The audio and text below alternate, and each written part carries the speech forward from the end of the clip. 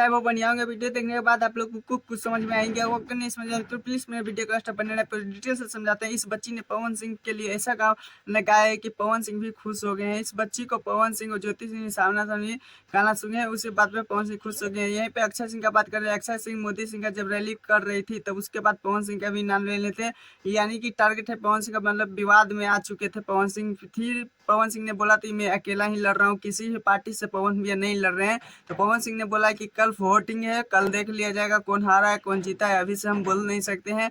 पवन सिंह को उम्मीद बहुत ज़्यादा है अपने फैंस लोग से, अपने कलाकार लोगों के आदमी से। खैर पवन सिंह को 12 नंबर पे कैसी छापे वोट दें और ज़्यादा से ज़्यादा वीडियो को शेयर। हाँ, मैच पे नहीं तो चैनल को सब्सक्राइब, वीडियो को लाइक।